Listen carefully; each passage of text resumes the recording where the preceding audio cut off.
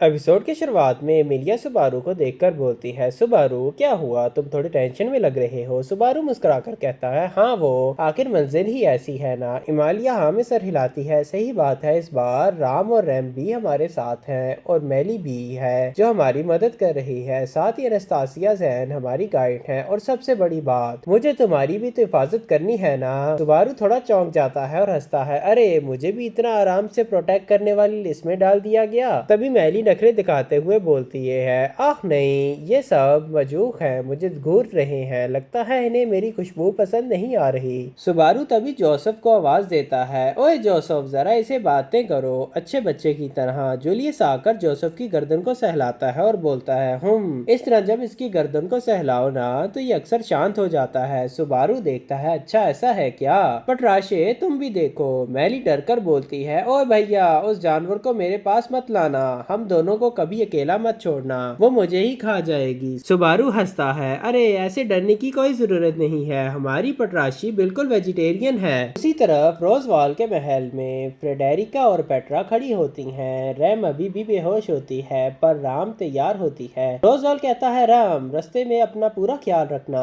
RAM झुककर बोलती है, मेरी जिद का पूरा करने के लिए आपका बहुत बहुत शुक्रिया रोजवाल समा, मैं जरूर वो नतीजा लेकर वापस आऊंगी जो आपके दिल में है। पेट्रा रोती हुई आवाज में बोलती है, सुबारू समा अपना ख्याल रखना। सुबारू थंब अप दिखाता है, डोंट वरी पेट्रा और फ्रेडेरिका, तुम दोनों पीछे से महल का ख्याल रखना। और इसी के साथ पूरी टीम चिल्लाती है, ईजा ओग्रिया सैंड ड्यून्स की तरफ चलो।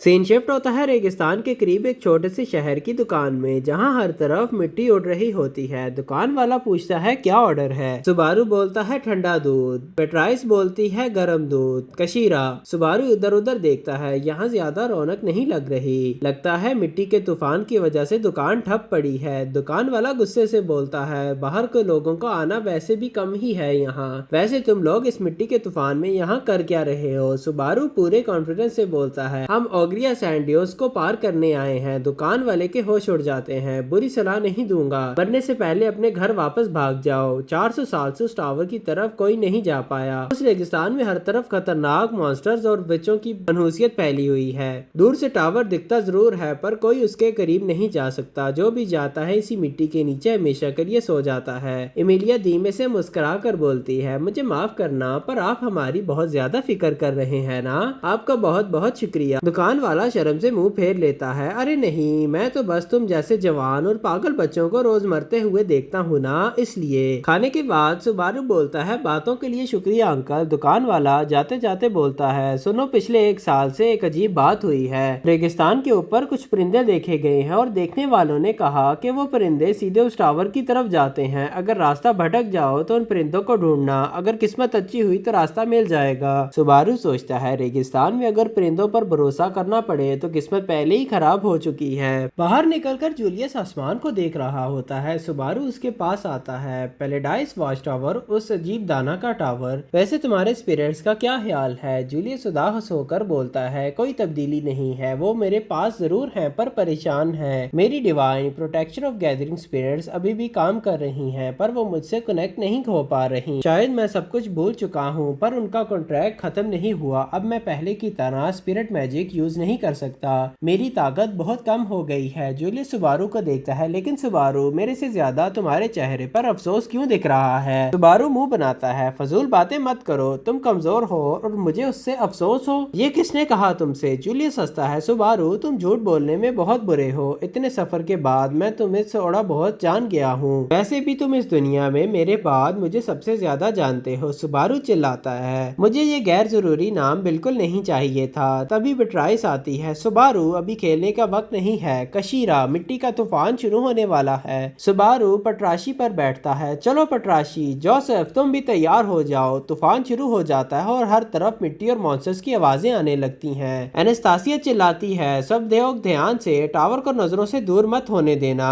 सुबारू चिल्लाता है, अरे नहीं, इतने बड़े टावर को कोई कैसे मिस कर सकता है। बेट्रासी बोलती है, लेकिन यहाँ कुछ भी हो सकता है। कशीरा, इसी वजह से 400 साल से कोई यहाँ नहीं पहुँच सका। सुबारू एनास्तासिया के पास आता है, एनास्तासिया सैन, क्या हम वाकई बिल्कुल सीधा जा सकते हैं ना, पर आप पर भरोसा कर सकते हैं। एनास्तासिया हंसती है, अरे नत्सुकी कौन, तुम तो बहुत शकी हो, हम एक दूसरे के साथ हैं, मुझ पर भरोसा रखो। बेट्राइस धीमे से बोलती है। एक लोमड़ी पर भरोसा करना इतना आसान नहीं होता। कशीरा, एनास्तासिया दरअसल एक स्कारफोस एजेंडा होती है। सुब्रासु मिल्ली से पूछता है, मिल्ली तुम अपना काम कर रही हो ना? जब से रेगिस्तान में आए हैं एक भी मॉन्स्टर ने अटैक नहीं किया। मिल्ली हंसती है, हाँ ये सब मेरी वजह से है। अब पता चला ना मैं कितनी जरूरी हूँ। तभी अचानक मैजिस नोटिस करते हैं कि मिट्टी का एक बहुत बड़ा सैलाब उनकी तरफ आ रहा है। एनास्तासिया बोलती है, तुम दोनों ने एक बात नोटिस की? हम इतनी देर से बिल्कुल सीधा चल रहे हैं फिर भी टावर हमारे करीब नहीं आ रहा। रेनहार्ड भी यहाँ इसी वजह से फेल हुआ था। असल में यहाँ की जगह मुड़ी हुई है। सुबारू चौंक जाता है, स्पेस ट्विस्टेड है। एनास्तासिया समझाती है, हाँ इसका मतलब टावर और रेगिस्तान के बीच का रास्ता सीधा नहीं है। हम शायद एक ही जगह पर गोल गोल घूम रहे हैं और जब ये तूफान तेज होता है तो वो स्पेस को ट्विस्ट थोड़ा धीमा हो जाता है, वही सही रास्ता होता है। सुबारू पूछता है, तो हम उसी रास्ते को कैसे देखेंगे? एनास्तासिया बोलती है, रैम की दूरदी शक्ति से मैली मॉन्स्टर्स की जगह ट्रैक करेगी और रैम को बताएगी। रैम उन मॉन्स्टर्स की आंखों से देखकर सही रास्ता ढूंढेगी। रैम चिल्लाती है, इतने सारे मॉन्स्टर में से सही ढूंढना मुश्किल है। तभी सुबारू का आसमान में वही परिंदा दिखता है जिसके बारे में दुकान वाले ने बताया था। परिंदा, रैम क्या तुम उस परिंदे की आंखों से देख सकती हो? रैम झट से अपनी शक्ति का इस्तेमाल करती है। मिल गया, वो परिंदा सही रास्ते की तरफ ही उड़ रहा है। सुबारू चिल्लाता है, चलो इस बार हम इस तूफान को पार कर पाएंगे, सीधे हो जाओ। बूम, अचानक स्पेस फटती है और वो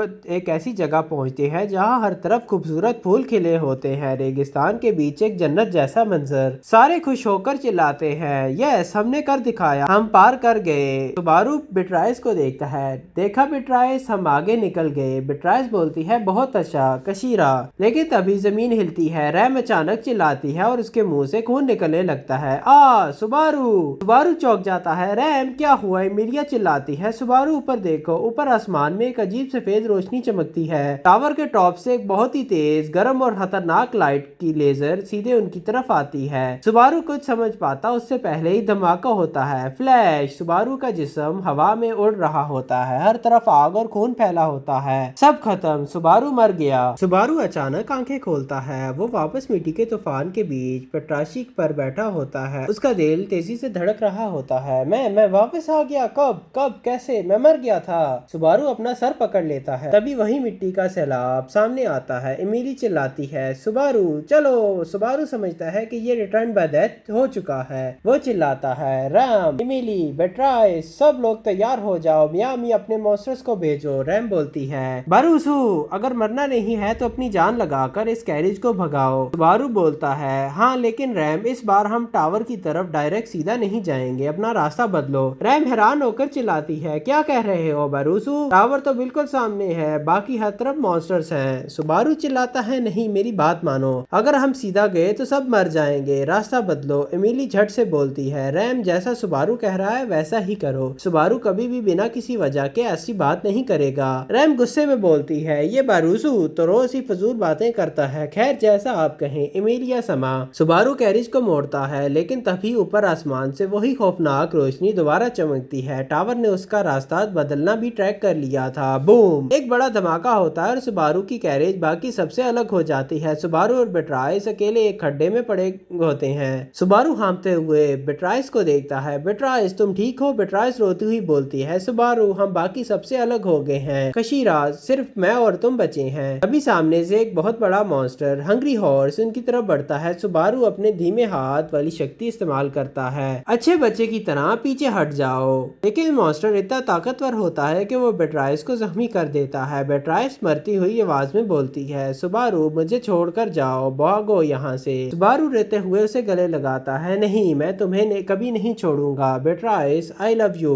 मॉन्स्टर ऊपर झपट्टा मारता है और क्रैश। सुबारू दूसरी बार भी मर जाता है। सुबारू तीसरी बार आंखें खोलता है। वो फिर से तूफान के बीच खड़ा होता है। इस बार उसके चेहरे पर डर के साथ गुस्सा भी होता है। वो सबको रोकता है और गहरी सांस लेकर पूछता है, एक बात बताओ, क्या तुम में से किसी ने टावर के टॉप पर एक पल के लिए कोई रोशनी चमकती हुई देखी है? एनास्तासिया और जूलियस एक दूसरे को देखते हैं। टावर की रोशनी? नहीं, हमने तो ऐसा कुछ नहीं देखा। रैम सुबारू को घूर के देखती है, बारूसू तुम उस रोशनी को किस नजर से देख रहे हो? सुबारू सीरियस होकर बोलता है, मेरा मानना بتانا ہے کہ وہ کوئی ویلکم لائٹ نہیں ہے، وہ ٹاور کا ایک بہت ہی خطرناک ہتھیار ہے جو قریب آنے والی ہر چیز کو ایک جھٹکے میں راکھ بنا دیتا ہے۔ جولیس پوچھتا ہے کیا تمہارے پاس کوئی ثبوت ہے؟ سبارو بولتا ہے نہیں، بس میری ایک چھٹی حص ہے۔ ایمیلیا آگے آتی ہے اور مسکرا کر بولتی ہے اگر یہ سبارو کی گٹ فیلنگ ہے تو ہمیں اس کی فکر کرنی چاہیے کیونکہ سبارو کی ایسی باتیں ہمیشہ سچ ہوتی ہیں۔ ریم طنز کستی ہے